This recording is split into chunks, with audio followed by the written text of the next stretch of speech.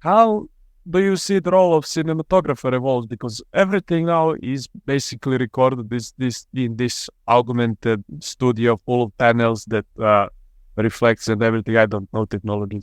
Do you find that it enhances or challenges the creative process? Well, I didn't know, photography in cinema has got any better. I wouldn't say that the Blade Runner from when it was late year before last, whatever, was better than Ridley's one. Photographically, I'd say the first one had, especially given the time, was more. Had more. I believed that world. I believed. I think Ridley's very good about creating worlds of like the future's not going to be like 2001. It's going to be gritty and dirty and greasy and all the rich people upstairs, all the poor people downstairs, where there's no atmosphere and toxic. And so, I think that film photographically conveyed that. The new one, I didn't really know where I was. I felt like it felt too clean, Exactly. Beautiful, but I didn't believe it. So, can. Has photography moved forward because of digital? No. Are the pictures better? Is Roger Deakins better on digital than he is on film? I don't think he is. I mourn that process of being a good film cameraman, of understanding emotion, understanding the process, understanding how to print, and you're working very much in stone. You cast the die and you were in. You didn't. You worked in real concrete things, and you didn't fiddle around with it later or soften it off or build windows or stabilize or even cut people out entirely and put them somewhere else. That wasn't. You had to know your stuff, and you had to also know your stuff photochemically. You had to understand chemicals. Not too much, making it sound too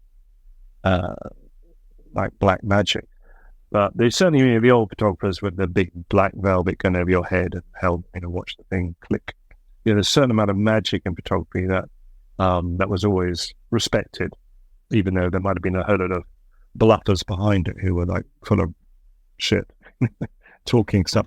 But you were responsible for the negative. That tiny little thing, this little thing like that, and there's no problem projecting white. It's actually trying to create good blacks. When you have something that small, you're blowing up something the size of half a tennis court. You've got to get that thing to a really good place where you're exposing it beautifully, but you're making the blacks hard enough. You're suppressing the grain.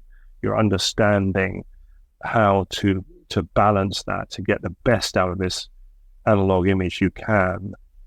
And that was Evan, talk about it. It's a craft, it was a skill, call it an art form, but actually just understanding the photochemical side or getting to know yourself. And, you had light meters, but you had your eye. Your eye is the thing you trusted. Now you turn up in the set and everything's, cameras see everywhere. There's too much latitude. There's green screens everywhere, which, I can teach any idiot to light a green screen for 20 minutes. No, really, it's not mysterious. I remember Seamus, the guy, I had a girlfriend or friend girl, whatever, and she told us, and she was a cinematographer, she told us she never shot green screen, and we both looked at her with absolute, unbelief. We couldn't believe she said that. Anyway, we both told her how to light green screen in about 5 minutes, and she looked at us and said, "Is that it?" Well, yeah, that's it.